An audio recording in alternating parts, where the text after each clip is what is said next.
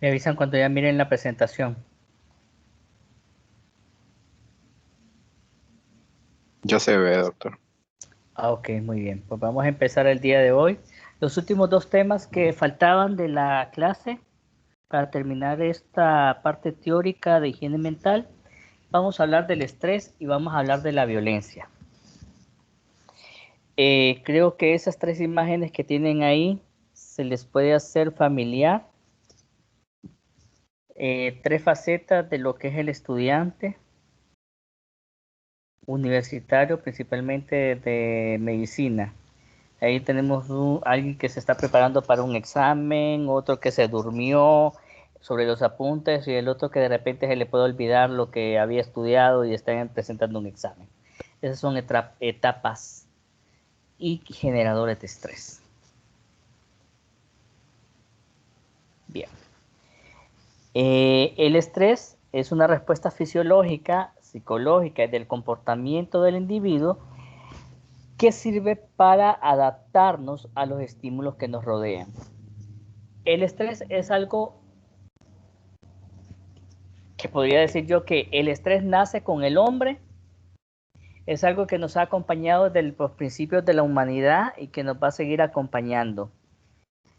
Obviamente hay de estrés a estrés, hay estrés bueno, hay estrés malo, hay estrés que nos puede beneficiar, que nos puede potenciar y otros que nos puede limitar, que nos puede enfermar. En psicosomática, ustedes comprenderán que hay enfermedades que pueden asociarse a altos niveles de estrés. Bien, existen profesiones que predisponen más a la población a desarrollar más estrés. Los médicos, las enfermeras, en este momento principalmente los médicos y enfermeras que están en la primera línea de batalla probablemente sean los que más estresados pasen con esto de la pandemia. Otros empleados, como los policías, como los bomberos, los controladores aéreos, los mineros, entre otros, serían profesiones o ocupaciones que van a sufrir más estrés. ¿Qué otras profesiones se les ocurren que pueden estar sufriendo estrés en estos tiempos?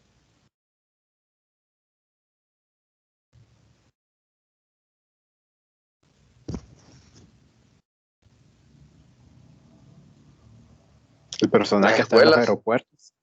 Las personas en los aeropuertos, sí, las personas, los maestros, los docentes también son personas que estamos sufriendo dificultades, más que todo en esto de que con el uso de la plataforma, ¿verdad? Es algo que los docentes que nos hemos dedicado a impartir clases de forma presencial, pues no era algo que nosotros estábamos manejando.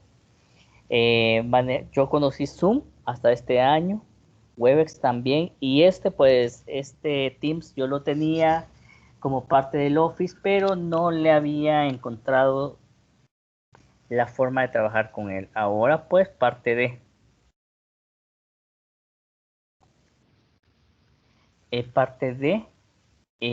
lo que tenemos que hacer en esta nueva normalidad. Cualquier trabajador en algún momento de su vida laboral puede padecer de estrés y ahora actualmente pues esto empeora la situación por la nueva normalidad. Tipos de estrés. Tenemos el distrés o el estrés negativo. Algo que nos va a limitar, que nos puede provocar, por ejemplo, este distrés o estrés negativo nos puede aumentar los niveles de glucosa en sangre, nos puede predisponer a enfermedad coronaria, nos puede promover enfermedades dermatológicas, enfermedades como hipertensión, como diabetes, el estrés negativo. El eustrés es el estrés positivo. Por ejemplo, ¿quién no se puede estresar al momento de presentar un examen? Todos nos podemos estresar al momento de presentar un examen, pero el estudiar y pasar un examen nos facilita o nos permite avanzar en nuestros estudios. El estrés que nos puede generar presentar el examen de residencia para aplicar un posgrado, sí nos va a generar estrés, pero va a ser un estrés positivo. El preparar una boda, el preparar un bautismo, el preparar un matrimonio, el preparar un cumpleaños, son estresores, pero que nos van a beneficiar. Fuentes esperadas. Cuando vimos el tema de familia, vimos que cada familia pasa por eventos vitales. El nacimiento del primer hijo, los hijos adolescentes, el nido vacío. Esas son fuentes esperadas de estrés. Una fuente inesperada de estrés podría ser una enfermedad. Una fuente inesperada de estrés, un accidente vehicular. Una fuente inesperada de estrés puede ser, ¿qué podría ser una fuente inesperada? Que yo me case y que enviude a los 3 meses. O que salgamos embarazados y que el embarazo termine en aborto o en óbito. Nadie está preparado para eso. Entonces, esa es una fuente inesperada de estrés. Estresores. Pues tenemos estresores familiares, estresores laborales y estresores sociales. Va a depender de cómo estemos en cada una de esas áreas, nos podemos sentir más o menos afectados.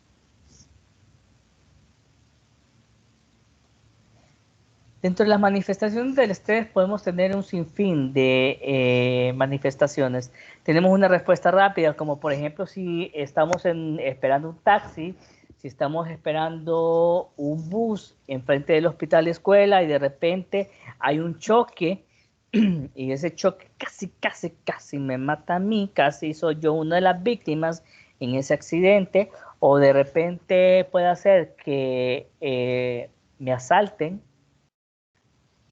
en el bus o en el taxi en el que voy, entonces inmediatamente tengo una respuesta rápida de estrés. Y esta se podría manifestar por midriasis, taquicardia, sudoración, piel fría, músculos tensos. Es algo que va a pasar en unos minutos y puedo volverme a sentir normal o seguro. Vuelve la frecuencia cardíaca, vuelve a mantenerse normal, en un ritmo normal, las pupilas ya no están dilatadas, sino que se contraen, ya no voy a tener sudoración ni piel fría. Es una respuesta rápida, por ejemplo, cuando me asaltan o cuando tengo un accidente. Hay una respuesta lenta al estrés que puede manifestarse físicamente, alteraciones digestivas, alteraciones cardiovasculares, alteraciones en los órganos reproductores, disfunción sexual, inmunosupresión, calvicie, problemas de la piel, dolores generales o fatiga extrema. Estas son manifestaciones crónicas o lentas del estrés. Y esto probablemente sea parte de las sintomatologías que ustedes van a revisar en el tema de psicosomática. Y manifestaciones psíquicas del estrés: ansiedad, desconcentración, disminución del interés sexual, cambios de conducta, depresión, frustración, hostilidad y alteraciones del sueño.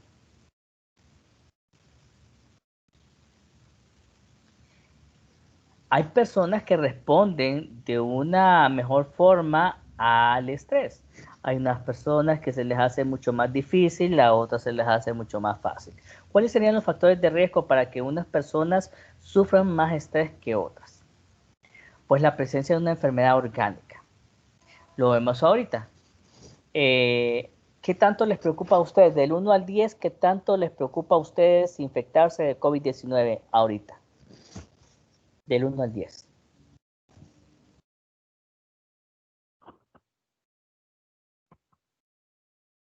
Siendo sincero, creo que por mi familia siempre es un nivel alto, pero Ok, si viviera solo, creo que sería diferente. ok. ¿Quién habla ahí? Darwin, Darwin. Si estuvieras solo, del 1 al 10, ¿qué tanto te preocuparía? digamos, verdad, vaya, el fin de semana yo me fui a acampar.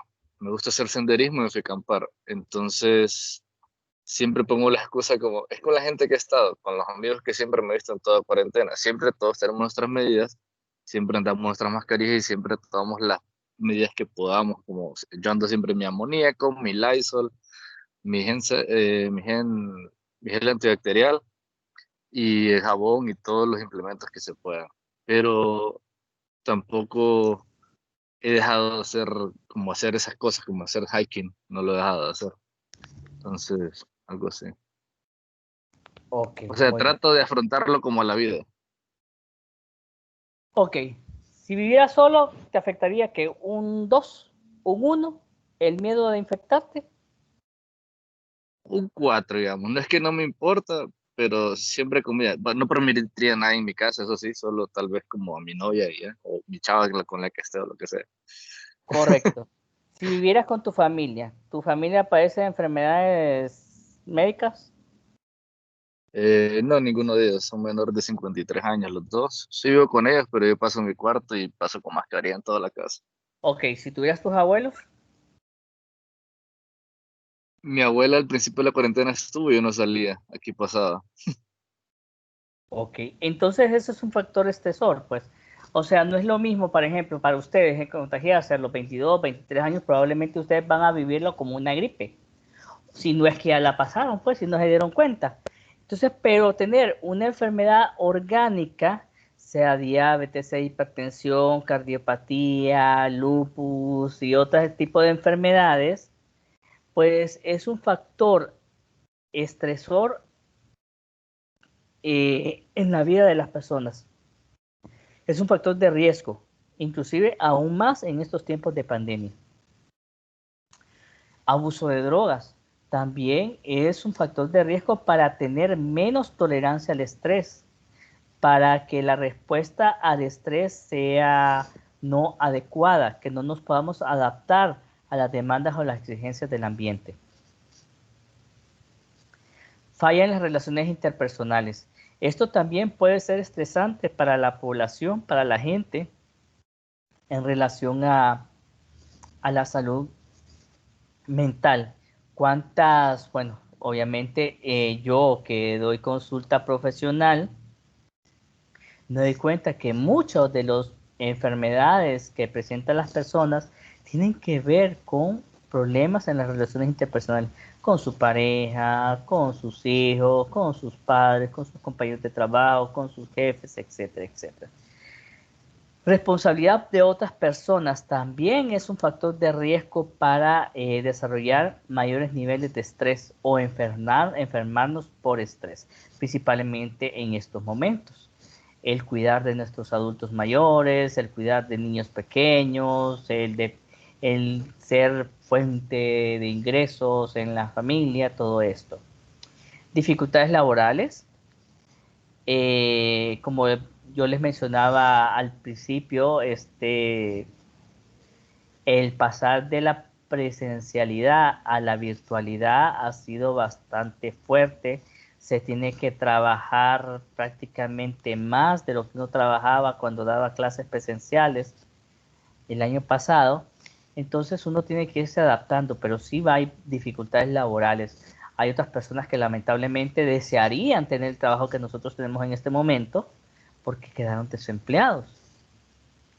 O la cantidad de trabajo no es proporcional al ingreso económico que están recibiendo. Sedentarismo también es un factor importante de estrés y ahora más que nunca, pues porque lamentablemente en estos momentos, bueno, con ciertas excepciones, así como aquí, que se pueden ir a hacer senderismo, que pueden ir a acampar y todo esto, pero hay medidas restrictivas. Entonces, no todas las personas pueden ir a caminar, no todos pueden ir a correr y hacer ese tipo de actividades. Y los primeros meses del confinamiento, en los primeros meses del confinamiento, el sedentarismo fue mayor, pues, porque permanecíamos más encerrados. Después se fue flexibilizando esto de la cuarentena y el distanciamiento social. Desequilibrio ambiental. Si recuerdan, bueno, los que estamos viviendo en Tegucigalpa, recordaremos el mes de marzo y el mes de abril, La cantidad de humo y de incendios que se desarrollaron aquí en Tegucigalpa era terrible. Entonces eso también afectaba el estado de ánimo y el estrés aquí en nosotros los capitalinos. Acontecimientos amenazantes, vitales o mortales. Bien lo mencionábamos al inicio, el miedo al contagio, no tanto por nosotros, sino por nuestros familiares que dependen o que tienen comorbilidades.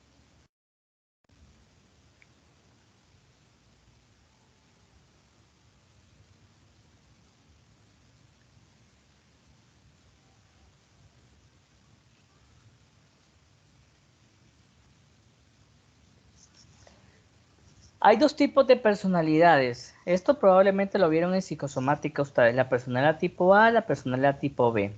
Dependiendo del tipo de estresores o dependiendo de forma de que afrontamos los estresores, vamos a llevarla como que más suave o más difícil. La personalidad tipo A, la mayoría de estudiantes y médicos somos personalidad tipo A. Somos competitivos, somos agresivos, somos ambiciosos, centralizamos todo el trabajo y nos pasamos preocupando mucho por el tiempo. Esa es la personalidad tipo A. La personalidad tipo B son poco competitivos, son pasivos, son generosos, sabe delegar y hace uso de sus ratos libres. La personalidad tipo la personalidad tipo A tiene mayor riesgo de padecer hipertensión, diabetes, dislipidemias, anginas, porque lamentablemente somos más estresados, mientras que las personas con personalidad tipo B son más relajados. Estos nadie les saca carrera, trabajan a su ritmo, hacen los trabajos, pues, los presentan, pero los pacientes o los individuos personalidad tipo A son muy exigentes consigo mismos y tratan de presentar trabajos intachables o perfectos.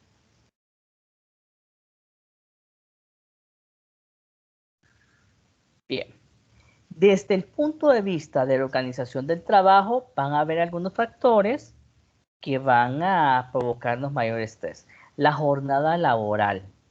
Lamentablemente, la jornada laboral va a ser un factor importante en la salud mental y en los niveles de estrés de la población. ¿Cuánto tiempo está trabajando ahora con el teletrabajo? ¿Cuánto tiempo trabaja uno con el trabajo? Pues lastimosamente y fácilmente se le pueden ir 8, 10, 12 horas.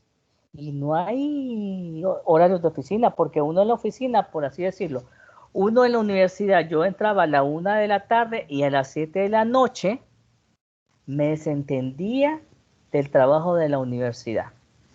Me iba a ver pacientes cuando me tocaba ver pacientes en la noche, o de repente yo iba a ver, me venía para la casa, me iba a comer, iba a hacer alguna otra cuestión o me dedicaba a estudiar, pero sentía que podía liberarme. Ahora desde el trabajo, desde la casa, el teletrabajo, no solamente para nosotros los docentes, se ha duplicado, sino que para el resto de personas, porque entran correos, porque hay que responder correos, porque hay que hacer gráficas, porque hay que hacer informes y todo eso. La jornada laboral para muchas personas durante esta cuarentena se ha incrementado.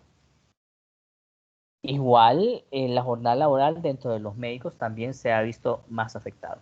Productividad.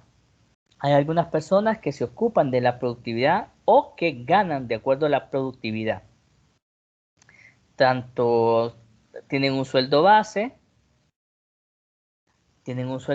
pero le pagan según la comisión. Esto se da principalmente en los bancos y en las visitas médicas, cuando de repente dicen, tiene tanto de salario, pero si usted cumple la meta o sobrepasa la meta para este mes, usted va a tener una compensación económica que le va a ayudar a tener un mejor ingreso.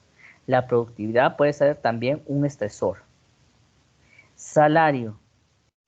Hemos escuchado por varios que los docentes a nivel primario no les han pagado, que en Copeco no les han pagado, que los médicos en la primera línea de combate no les han pagado. Como me decía un docente universitario que estaba teniendo hoy en la mañana, mire doctor, uno trabaja Y qué bonito es ver que a final del mes o a mediados del mes que le toca que le paguen, que le acrediten, uno mira la cuenta y tiene la compensación económica del trabajo que está haciendo. Pero yo llevo 3 meses, me dice que no me han pagado, que no me han dado ningún salario y eso decepciona, doctor, porque yo estoy pagando cuentas, porque yo estoy pagando casa y pues exigen a uno, pero no hay una compensación económica. Horas extras. A veces la gente no entiende que el trabajo de oficina nunca termina. El trabajo de oficina nunca termina. Lamentablemente es un trabajo que es de todos los días. Entonces, por más que yo me quede hasta las 6, 7, 8 de la noche, cuando mi horario de salida es a las 4 de la tarde, eso no implica que yo voy a terminar con ese trabajo. Mañana voy a tener otra asignación, voy a tener otro trabajo y no voy a poder descansar.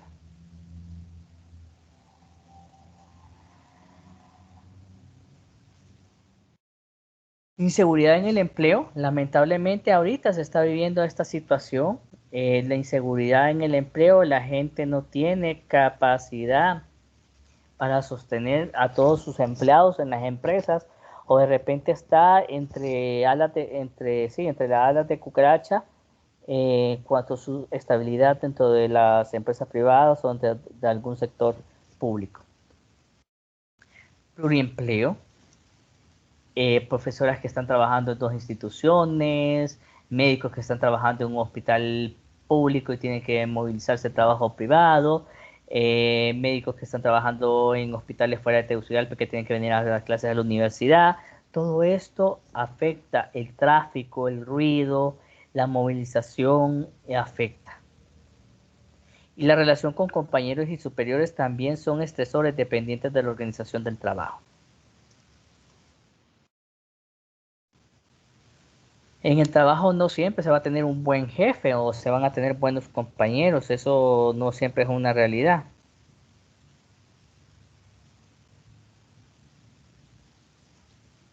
Y factores familiares, ¿qué cosas podrían enfermarnos o nos podrían estresar dentro de los factores familiares? Las relaciones conyugales. Esto es una de las dificultades que algunas personas se ven cuando de repente tienen dificultades en la relación de pareja, desinterés el uno por el otro. Y en este momento de confinamiento, al menos en las primeras semanas de confinamiento, estamos hablando de marzo y tal vez el mes de abril, porque ya en mayo como que se fue flexionando todo, habían personas que lamentablemente no estaban bien con sus parejas y que el confinamiento empeoró aún más la situación. Se quedaron encerrados en casa y lamentablemente no era con la persona con la que hubiesen querido estar confinados. Entonces eso también afecta, eso también dificulta. Entonces empeora la situación, estresa más cuando de repente están en proceso de divorcio y que no pudieron completar ese divorcio porque estaban cerrados los juzgados, porque no habían abogados. Entonces eso empeora la situación.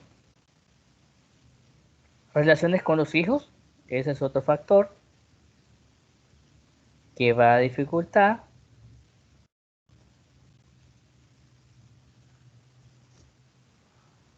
Educación de los hijos también, ahorita es algo bien importante.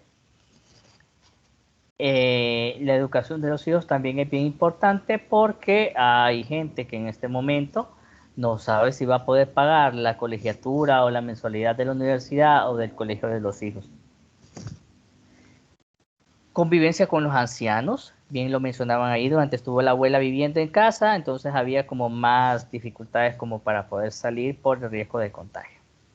Y cuidados familiares a enfermos, también es un factor que estresa. Bien, ¿qué pasa en relación al estrés en estos tiempos de confinamiento o en estos tiempos de pandemia? ¿Qué pasa con la salud mental de los niños y de los adolescentes? ¿Qué pasa con el estrés en los niños y adolescentes en estos tiempos de pandemia? Pues lamentablemente los chicos están viviendo una realidad que ni nosotros los adultos hemos estado preparados. De repente los muchachos estaban en sus colegios, estaban en sus escuelas, estaban jugando, y el viernes a la salida del colegio o a la salida de la escuela dijeron, nos vemos el lunes. Y lamentablemente ese lunes todavía no llega, ni esperanzas de que llegue ese lunes. Entonces, lamentablemente, los niños sufren estrés durante esta pandemia. Pasan encerrados, pasan, yo se los digo aquí.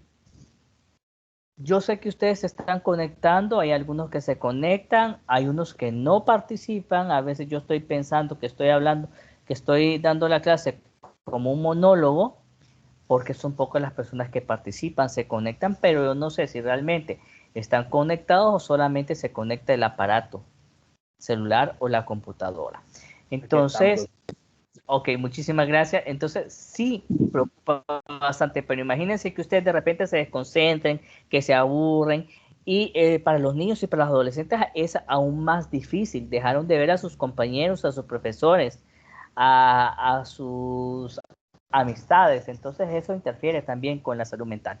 Doctor, agregando Mándeme. también un poco de ese tema, yo que he escuchado bastantes comentarios de varios jóvenes y que están en el colegio y están en escuela, es que se les dificulta un poco o se estresan un poco más porque ahora les dejan tareas, o sea, generalmente a mí me explican así, que las tareas de toda la semana se las dejan el lunes, ¿sí? Y que tienen que hacerlas durante toda la semana, pero al ver aquel montón de tareas en un solo día, tienden a formar un estrés, digamos, por ver aquel montón de trabajo que tienen que hacer, ¿verdad?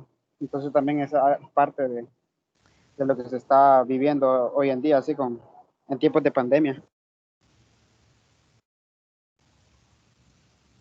Entonces, qué bueno, gracias por la participación. Y eso es bien, bien, nosotros podemos decir, ay, pero estos hipótesis, ¿de qué se van a estresar si no tienen mayores preocupaciones? Pero eso de ver ese sinfín de tareas, como bien mencionas, al inicio de la semana o del domingo para el viernes, entonces causa dificultad.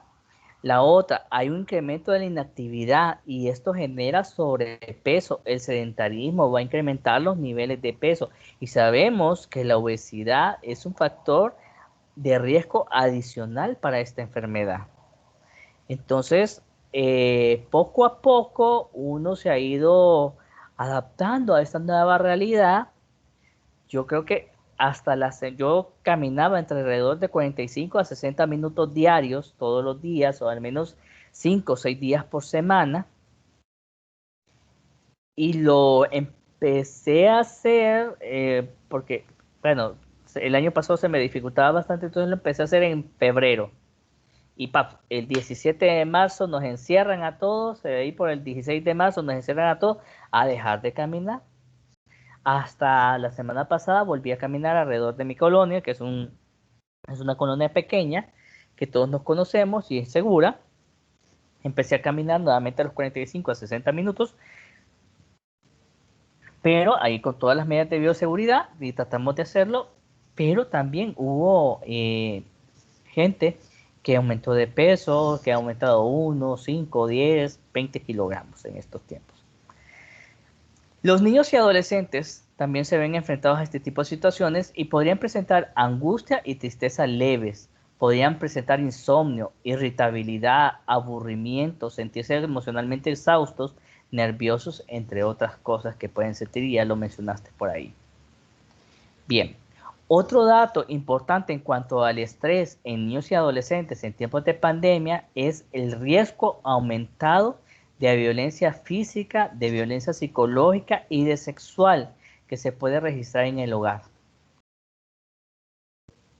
No todos estamos en las mismas condiciones, no estamos en las mismas situaciones. Lamentablemente hay niños que son abusados, que son maltratados, que son violentados, y que de repente ese tiempo que pasaban en la escuela o en el colegio les servía como relax, entre comillas, les servía como para dejarse de preocupar, para desconectarse un poquito, para olvidar lo que estaba sucediendo en la casa.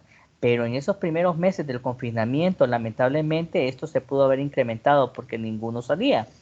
Ni el papá, ni la mamá, ni el agresor, ni el hijo salía.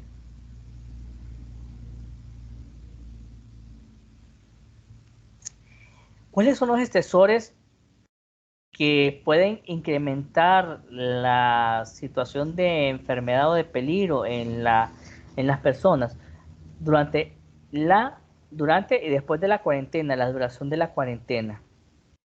Entonces, no pensábamos que esta cuarentena iba a ser tan prolongada, en el sentido de que, bueno, una semana, después 2 semanas, después 15 días, después un mes, y así fue siendo. Entre más larga es la cuarentena, más se sufre y más se presentan dificultades en la salud mental. Entonces, la duración de la cuarentena puede ser un estresor importante en la población. Miedo a la infección. Uno puede sentir miedo porque tienen padres, sus abuelos con comorbilidades, y si me enfermo yo, pueda que ser que yo la sobreviva, pero que mis papás o que mis abuelos no lo hagan, o de repente yo soy obeso, yo soy diabético, yo soy hipertenso, entonces esto me acarrea mayor dificultad. Miedo a la infección. Con el inicio de la pandemia que se decía que se pegaba la ropa, que se pegaba el pelo, que había que descontaminar, desinfectar todos los alimentos y todo eso, entonces de repente había mucho más temor cuando se descubrió pues que no es tanto la infección, el contagio, si uno que no se le puede pegar en la ropa, que de repente no hay mayor peligro del piso, de los zapatos, entonces como que se va disminuyendo el miedo al contagio y a la infección. Frustración y aburrimiento por estar encerrados, por estar entre cuatro paredes. Me decía una paciente hace como una semana o 2 semanas atrás: mira, doctor, yo doy gracias a Dios, ella es rumana, yo doy gracias a Dios porque cuando yo decidí construir aquí en Tegucigalpa, yo vine a buscar un terreno aquí fuera de la ciudad, en una periferia. Eso me sirvió a mí para poder construir mi casa en medio de los árboles, en una zona segura, tranquila, de campo libre, porque la otra opción que yo tenía era comprar un apartamento. Y realmente la gente que vive en un apartamento y con este confinamiento, muy bonito el apartamento y todo, pero no tiene la movilidad que yo pueda tener dentro de esta propiedad donde yo tengo mi casa. Entonces, hay frustración y hay aburrimiento por el confinamiento. Suministros inadecuados. Aparecieron unos memes al inicio de la cuarentena que la gente abarrotó. Se trajo todo el papel higiénico para las casas, tanto papel higiénico, tanto Lysol, tantas cosas, y que de repente dejaron cosas mucho más importantes. Entonces la gente se preocupa por los suministros. Se preocupan tanto por los suministros alimenticios, la gente que no trabaja en la línea de salud, pero también el personal de salud se preocupa porque no hay o no habían a inicios de la pandemia suficientes mascarillas, suficientes medios de bioseguridad, y que eso ya lo sabemos que contribuyó a las tantas muertes dentro del sistema de salud público. Información inadecuada, que salen cadenas, que van a cerrar Tegucigalpa, que van a volver a toque de queda, que de repente hay casos, que no hay casos, que faltan pruebas, que se robaron los hospitales, que dónde está el dinero, que quién se lo llevó, que si hay, que aquí está el dinero, que aquí está Honduras, etcétera, etcétera, etcétera. Todo esto provoca también angustia y estrés en la población. Después de la cuarentena, ¿qué es lo que preocupa? Las finanzas. Hay gente que se quedó sin empleo, hay gente que se redujo el empleo, gente que tuvo que cerrar sus empresas. Todo esto provoca estrés. Y por último, el estigma. El estigma de quiénes están infectados, de quiénes se enfermaron, cómo se enfermaron, a quién están contaminando y todo eso. Se vio en los primeros meses en ciudades, en países como en México, como Sudamérica, vecinos, vecinitos que se conocían, que de repente llevaban a molestar al personal de salud y a discriminarlos por eso. ¿Qué pasa en relación a la salud mental en el personal de salud en estos tiempos de pandemia? Pues el personal de salud lamentablemente tiene miedo al contagio y a la y esto se debe también a la falta de protección adecuada. Hay aislamiento, un aislamiento más por decisión propia. Hasta hace poco yo me reintegré a la atención presencial, he estado trabajando de forma virtual y ahora manejo las dos formas de atención, atención presencial 1 o 2 días por semana y la atención virtual el resto de días. Entonces, sí, uno se tiene que aislar. Mi mamá vive en el segundo piso del edificio, entonces yo la miro de lejos y cuando bajo a saludarla, yo bajo a saludarla y ando con mascarilla y mantengo el distanciamiento social. Entonces, eso también afecta. ¿Incremento de la demanda de trabajo? Sí se ha incrementado. Y más en el área de salud mental se ha visto incrementado. ¿Hay frustración? Claro, porque vaya, por ejemplo, las imágenes de tanta gente que anda en el Picacho el fin de semana y pensar que todavía la enfermedad anda ahí y sigue andando y sigue caminando y se sigue trasladando, tal vez no tanto en el sector de Tegucigalpa y San Pedro Sula, pero hay casos alrededor y eso es lo más peligroso, pues. Cansancio de la jornada laboral, eso también es importante, el cansancio de la jornada laboral porque se está trabajando más, ya lo mencioné antes. Falta de contacto con la familia también se puede dar, el distanciamiento y que se encontró a inicios de la pandemia. Juan y colaboradores encontraron que 23.1% del personal de salud entrevistado sufría de ansiedad y el 27.4% sufría de trastorno de estrés postraumático. Esto en un estudio que se realizó en 230 profesionales de salud de la primera línea, solo en el mes de enero a marzo, en el primer trimestre del 2020. Lai y colaboradores entrevistaron a 1.257 profesionales de salud de 34 hospitales de China, el epicentro de la epidemia, entre el 29 de enero y el 3 de febrero de 2020, reportando este personal de salud síntomas depresivos en el 50.4%, síntomas ansiosos en el 44.6%, insomnio en el 34% y reacción a estrés en un 71.5%. Esto lamentablemente se está dando y probablemente aquí en Honduras tengamos una estadística similar. Y otra cosa que se da en el personal de salud asociado al estrés es el trauma vicario y el estigma. ¿A qué me refiero esto con el trauma vicario? Que tal vez el paciente que yo estoy atendiendo no lo conozco, no es mi familia, no es mi padre, no es mi hermano, no es mi abuelo, no es mi abuela, pero el verlo sufrir, el verlo agonizar, el verlo que tiene dificultad para poder respirar, que no hay oxígeno, que hay carencia de medios de poder tratarlo, esto me va a causar a mí un trauma como personal de salud de primera línea y el estigma que puedo percibir, que puede ser percibido por la población en general. Todo esto va a llevar a mayor estrés. ¿Qué hacer entonces para manejar el estrés en otros países en estos tiempos de pandemia? Pues vamos a identificar los grupos de riesgo, esto es los pacientes con enfermedades mentales, los pacientes con enfermedades médicas no enfermedades médicas no psiquiátricas, enfermedades mentales, el personal de salud, que son las personas que tienen mayor riesgo de padecer mayor estrés. Vamos a crear grupos de equipo multidisciplinario, psiquiatra, psicólogo, trabajador social. Mejorar el tamizaje de enfermedades mentales también es bien importante en esta época porque van a debutar o se van a descompensar muchos pacientes con esto. Intervención psicoterapéutica tanto en el personal de salud como en la población general, intervención del personal de salud y brindar información adecuada a la población. Esto es sumamente importante.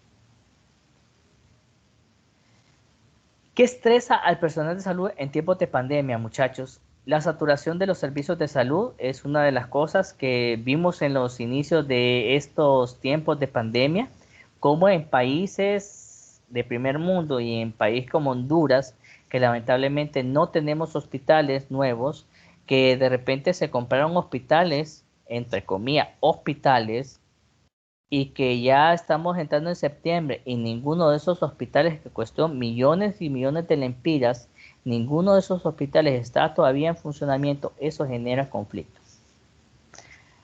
El personal de salud tiene mayor estrés y mayor riesgo de infección, ya lo hablamos. Los equipos son insuficientes e incómodos, a una exposición al desconsuelo de las familias y dilemas éticos y morales. ¿Quién vive y quién muere? ¿Cómo decidir si el viejito va a sobrevivir o mejor le pongo un respirador o trato o le pongo oxígeno a este muchacho de 20, 25 años porque tiene más expectativa de vida? Entonces es un dilema ético y moral que el personal de salud tiene que presentar. Bien, ¿qué hacer en estos tiempos de pandemia, jóvenes? Cuidar de las necesidades básicas de cada uno. El alimento, el techo, son necesidades básicas. Descansar. El personal de salud necesita descansar por lo menos 6 a 8 horas diarias. Crear rutinas fuera del trabajo. No todo tiene que ser COVID en estos tiempos, no todo tiene que estar en relación al hospital o a la clínica. También crear algún tipo de distracción. Mantener contacto con familiares, compañeros y colegas, tal vez a través de WhatsApp, a través de Zoom, a través de los medios de Internet. Autoobservación de emociones. Somos médicos, pero antes de ser médicos somos seres humanos y vivimos y sufrimos y padecemos. Aceptar nuestras emociones y poderlas trabajar. Limitar la exposición a medios de comunicación. Cuando empezó esto, yo me levantaba y empezaba a ver hoy mismo. Ahora veo, hoy mismo solo veo a través de las redes sociales, veo como los principales,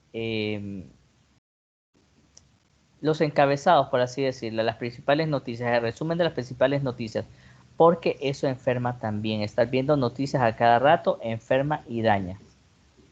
Y conformar grupos de autoayuda entre el personal de salud.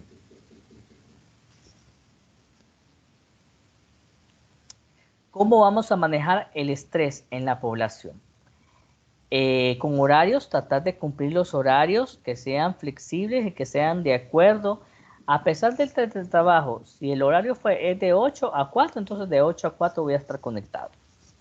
Participación. Entre más personas participamos en el trabajo, ya sea presencial o virtual, y deleguemos el trabajo, va a ser mucho más fácil poderlo manejar. Distribuir la carga de trabajo de una forma equitativa, una dieta balanceada, una dieta adecuada, eso también funciona.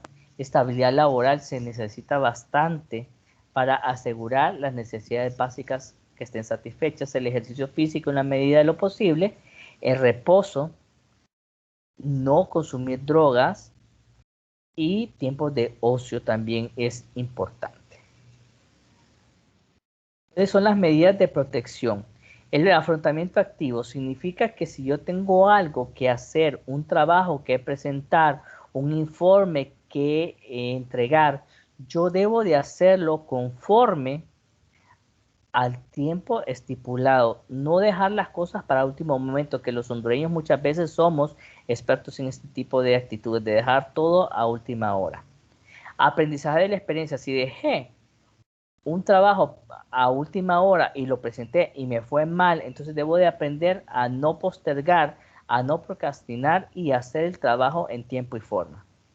Elaboración de un plan de acción sirve poner un horario, un organigrama, una actividad que pueda ayudarme a mí a organizarme mentalmente con tiempo para cumplir con las tareas. Interpretación positiva. A saber de qué me libró Dios, tenía un plan, tenía un viaje planificado para tal fecha, pero en eso fue el confinamiento, entonces a saber de qué Dios me libró, tal vez iba a tener un accidente de avión o un accidente de carro. Entonces mejor de reinterpretación positiva. Y la negación, que es una medida de protección, pero esto no es nada buena, nada segura, y esto nos va a traer mucho más complicaciones. Muy bien, ese es el tema de estrés. No sé si tienen comentarios o tienen preguntas.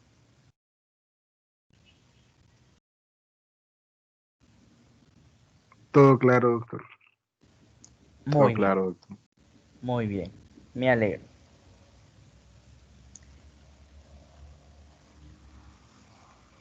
El último tema del día de hoy, y con este cerramos las clases de higiene mental, es la violencia. La violencia, ¿tenemos salud mental? Pues vamos a ver si la tenemos o no. Estas son algunas imágenes de los medios escritos de Honduras. Matan y queman a 3 jóvenes, ultiman a profesora, hieren a su esposo, encapuchados incendian bus, citan a abogados solo para matarla, el caso Cooler y la muerte de Silvia, que en paz descanse, una colega que falleció hace creo que 1 o 2 años. Esta jovencita que ustedes ven ahí que dice mamá, papá, perdóname, esa es una médico residente de pediatría, creo que de la Universidad de Monterrey, que lamentablemente sufrió bullying y sufrió acoso laboral durante su primer año de residencia. Era excelencia académica, pero no soportó el estrés y lamentablemente se terminó suicidando. Esto es algo mucho más reciente en nuestro país, hasta el año 2018-2019, recordarán que el año pasado, a inicios del primer semestre del 2019, se dio una revolución del personal de salud que venían como previniendo todo el desastre en sistema de salud que estamos viendo hoy en día. La policía militar en contra del mismo pueblo, todo esto. Y no sé si reconocen esta imagen, la última que tienen ahí. Una paliza que le pegaron a un ladrón. A un ladrón en la ciudad, en México, no recuerdo en qué ciudad, que lamentablemente, pues el muchacho, lamentablemente para él, porque obviamente falleció, ¿verdad? Entonces esto también es parte de la violencia que vivimos. ¿Y por qué hicieron esto estos muchachos? Ya lo vamos a ver, por qué llegaron a este punto. Bien. ¿Qué es violencia? Lo vamos a resumir. Violencia es el uso deliberado de la fuerza física o del poder, ya sea en grado de amenaza o efectivo contra uno mismo, contra otra persona o contra la comunidad. Y esto es bien importante porque el uso deliberado de la fuerza va a provocar, sabemos que le va a provocar un daño a otra persona. La violencia física, la violencia psicológica, es la que más asociamos con la violencia, pero hay otro tipo de violencia que daña, que es la corrupción.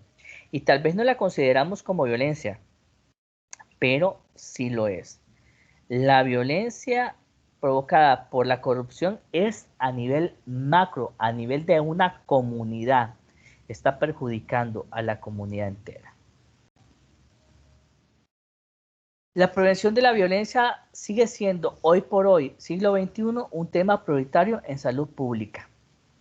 La violencia termina provocando ausentismo laboral y pérdida de la productividad del país. ¿Cuántos comercios, cuántas pulperías, cuántos puntos de taxi se han cerrado por el famoso impuesto de guerra? Lamentablemente la violencia ha provocado que abandonamos zonas o áreas de la ciudad o del país por miedo a que nos pueda suceder. La violencia es favorecida por el narcotráfico. Hay un mayor número de armas de fuego entre la población, hay desigualdad social, hay desempleo y todo esto lleva a la desensibilización de la violencia. Antes, cuando aparecía un causalado, cuando aparecía un cadáver en alguna colonia, en alguna calle de Tegucigalpa o San Pedro Sula, la gente se alarmaba, se asustaba, se preocupaba. Ahora lo vemos como con tanta naturalidad como que no pasa nada. nos vamos desensibilizando.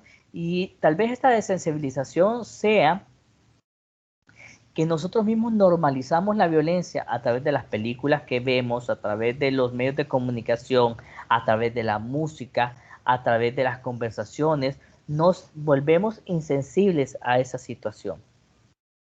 Hay otras formas de violencia, no solo la violencia física, no solo la violencia psicológica, la patrimonial, el bullying, el mobbing o acoso laboral, la violencia obstétrica también son formas de violencia.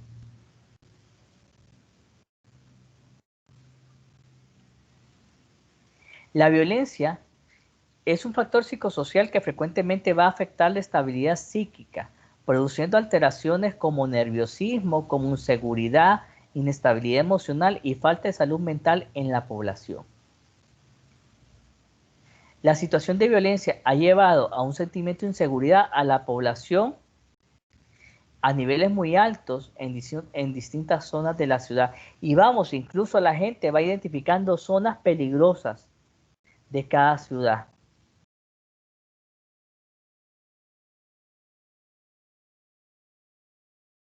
Bien, los medios de comunicación, en vez de traer calma, serenidad a la población, lamentablemente, a través de las noticias que transmiten por los diversos medios de comunicación, provocan mayor temor, mayor angustia y problemas de salud dentro de la población.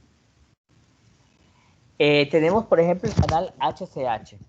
El canal HCH tipo 5:30, 5:45 está poniendo coritos, que alabaré, que alabaré, que alabaré al Señor, narrando algún apartado de la Biblia y hablando sobre ese versículo, sobre ese salmo. Inmediatamente termina ese programa y vamos directo a un tema de nota roja, cuántos muertos, cuántos heridos, y todo esto lleva a la gente a mayores niveles de depresión, de cambios de estado de ánimo e incluso trastorno de estrés postraumático.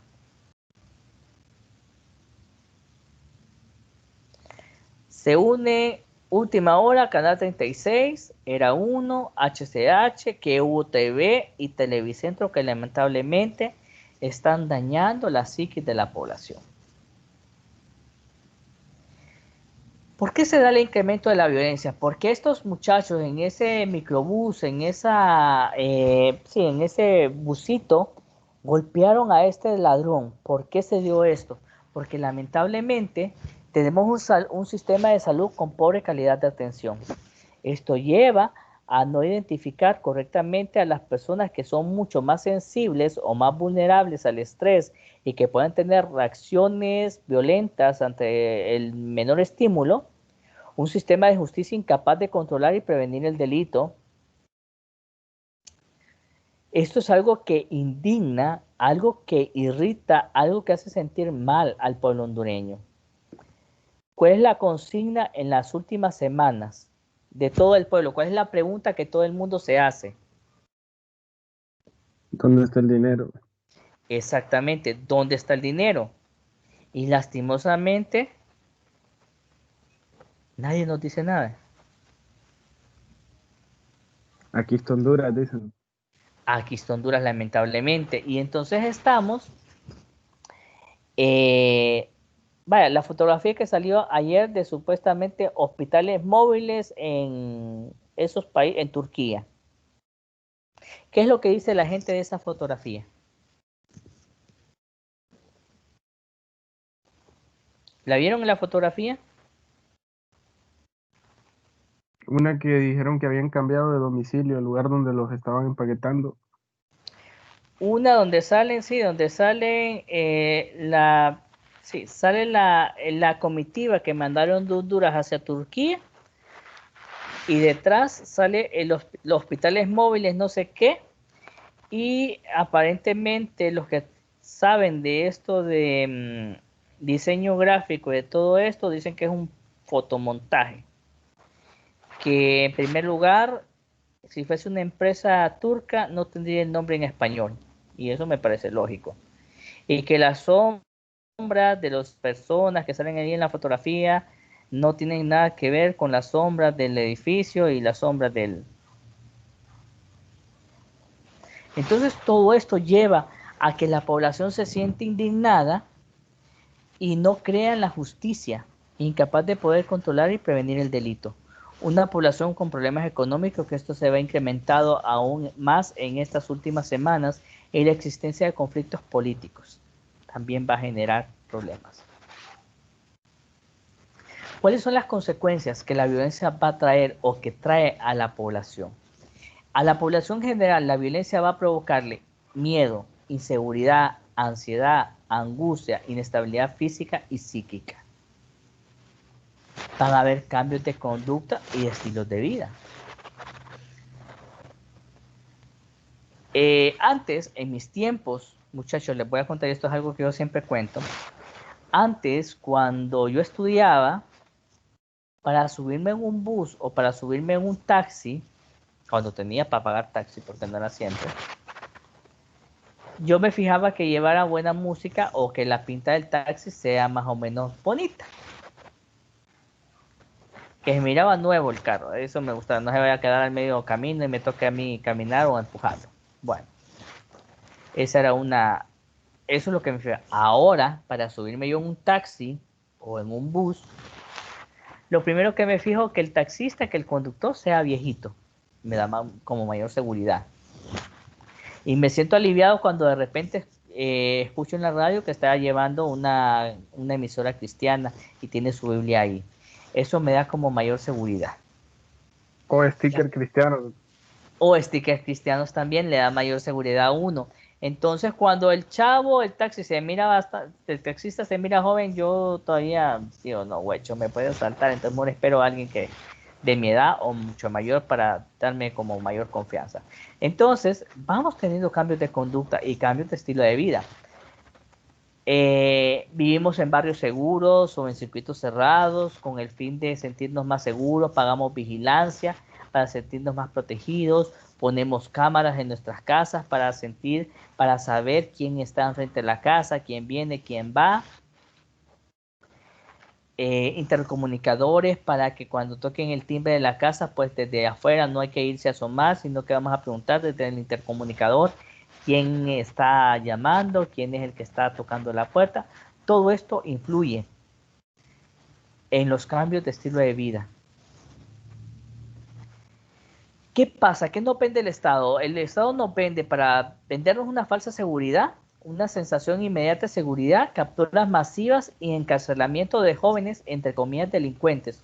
Porque lamentablemente, si estos muchachos no están denunciados, no tienen ninguna denuncia en contra, los van a soltar a las 6 horas, a las 12 horas.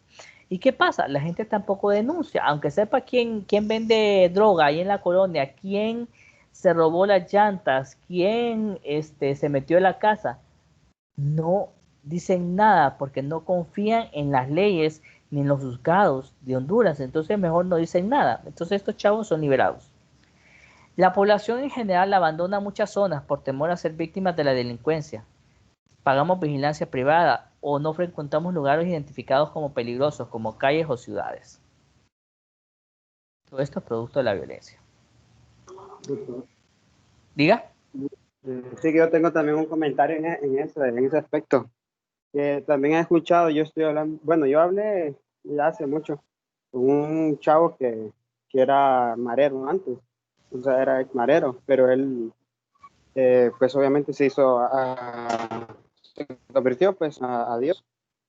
Y yo lo que había escuchado de él es que aún, como el tema que usted mencionaba de la violencia y lo que es la corrupción también, que se habla de que, por ejemplo, cuando denunciaban a una de las personas que estaban ahí, que cobraban impuestos o que hacían un montón de cosas así, digamos, dentro del mismo grupo de la Mara, lo que hacían es que lo que llamaban, ¿verdad? La gente que denunciaba, llamaba a la policía o a algún lugar así específico de seguridad y después, tanto en la corrupción que la misma oficina, la policía, llamaba a los mareros diciéndole, mira, tal persona y tal, en tal dirección está en una tal persona. Entonces, hay también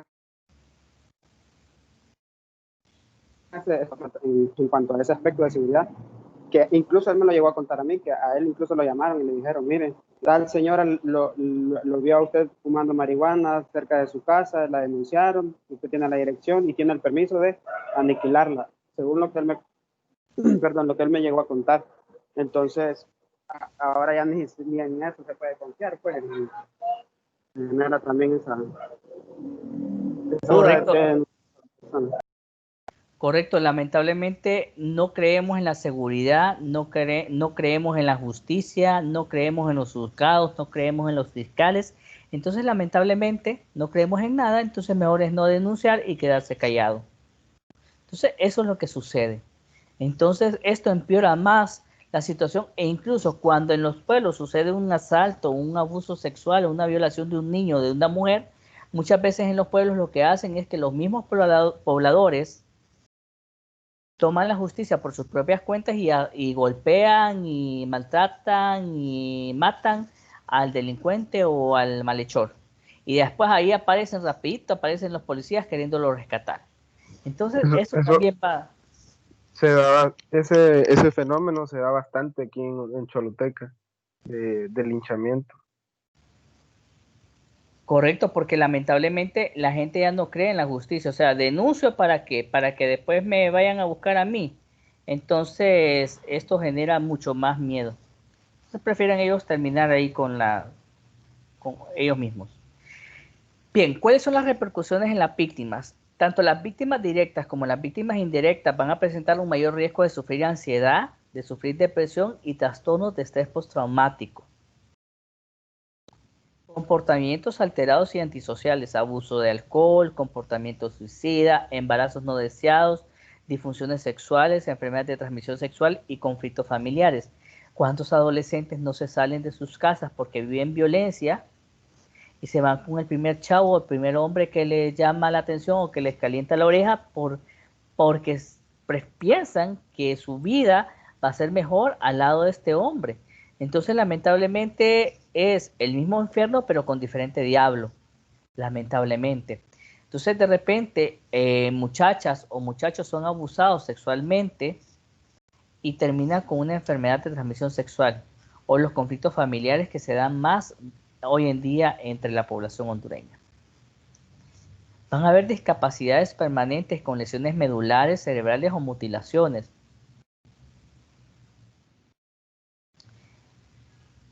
Violencia y trastornos mentales.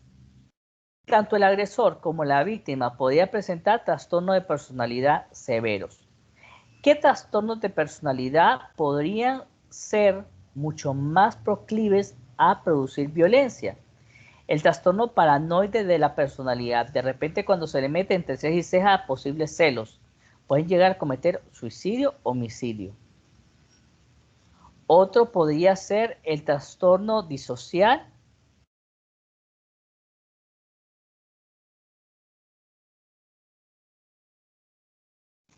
Entonces, trastornos de personalidad límite, trastorno disocial de la personalidad, el trastorno histriónico muchas veces puede tener gestos suicidas. Entonces, esto es bien importante tomarlo en consideración también, porque los histriónicos, los límites, los disociales o el paranoide pueden tener mayor riesgo de ser victimarios.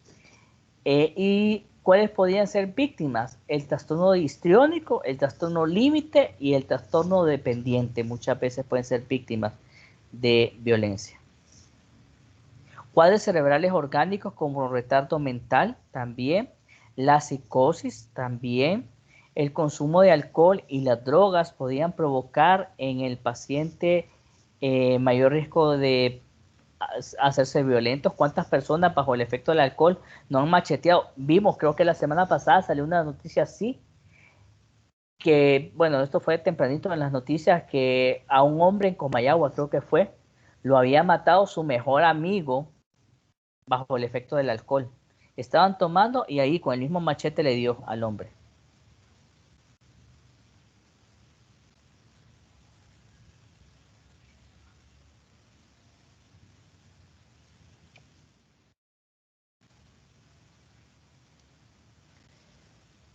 Factores psicológicos de la violencia. La violencia está íntimamente relacionada con el modo en que construyen los esquemas mentales sobre el mundo, sobre la vida y las relaciones durante la infancia. Creo que lo había mencionado, los primeros 5 años son trascendentales en la vida de todo ser humano.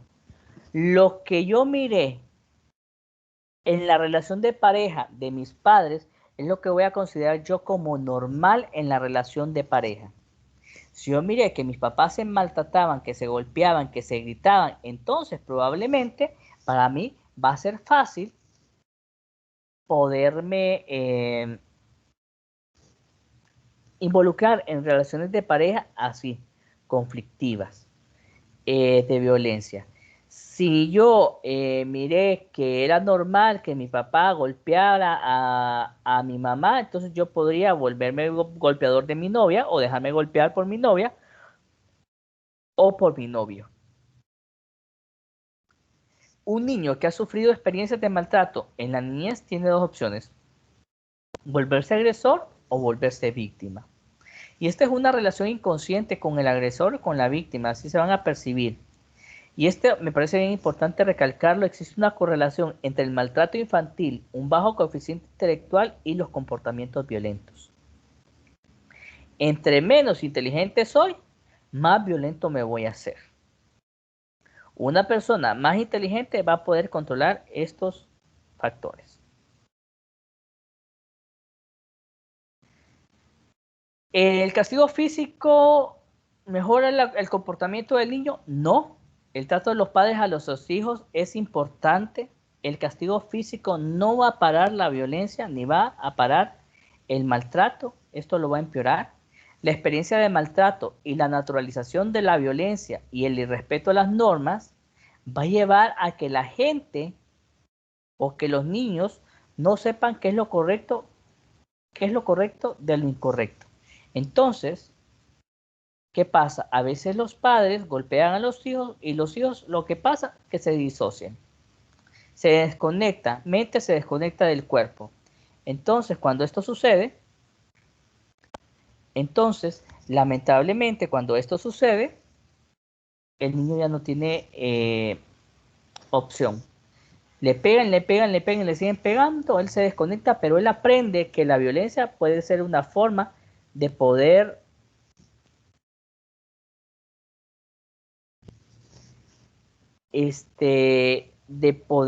ayudarle a este niño a manejar la violencia. Entonces, ahí lo va a ver como algo normal.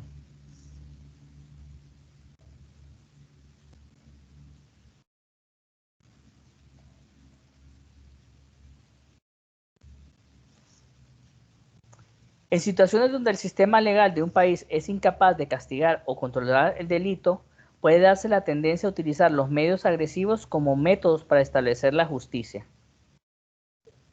Y ya para finalizar, prevención de la violencia.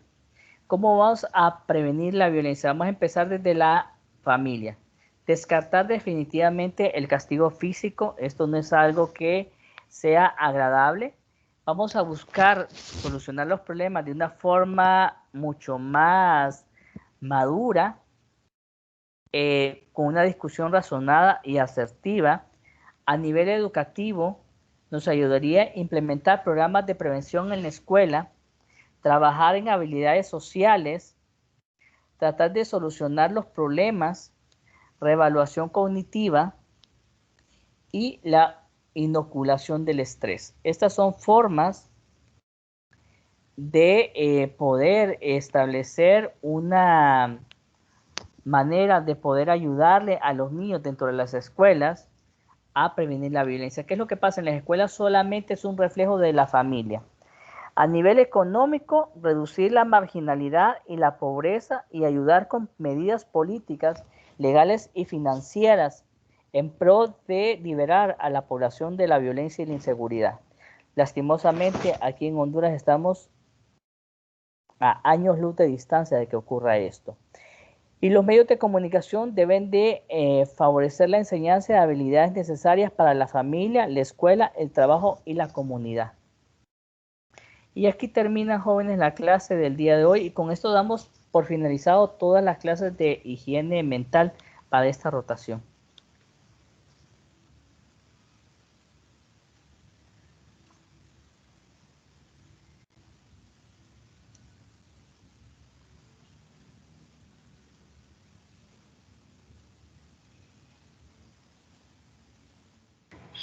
Muchas gracias, doctor. Diga, Darwin. Yo con lo que hicieron el sábado, yo tengo problemas con mi campus virtual desde la clase pasada. ¿Cómo no que puedo tienes entrar a mi problemas? campus virtual ni hacer nada con él. Ok, mira, ahí las que están son las presentaciones, pero sí tenés que agilizar, okay. O sea, lo que tenés que agilizar, no hay tareas aquí, pero sí lo que tenés que agilizar es que te lo arreglen, porque no sé las disposiciones que van a hacer con estas clases, porque se supone que ya la próxima semana, bueno, esta semana terminaríamos las teorías, y se supone que la próxima semana tendría que ser presencial la cuestión, pero no sé, no han dicho ninguna, no han dado ninguna comunicación. Solo que siempre dicen que me lo solucionan y no me mandan nada, pero bueno, ahí está. Entonces, sí, lo que yo he hecho con los estudiantes, si por favor dejan abren, se conectan al campus virtual, los que puedan, entonces yo me meto en un ratito y yo lo que hago es que buscarlos y ahí se activan. Así hice con Omar y hice con varios el sábado. Entonces, traten de hacerlo para poder organizarnos. Ok, doctor, gracias.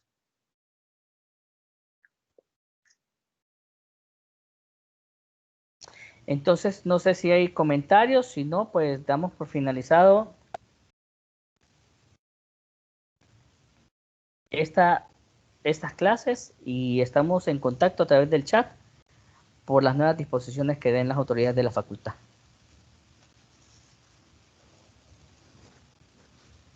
Muchas gracias, doctor.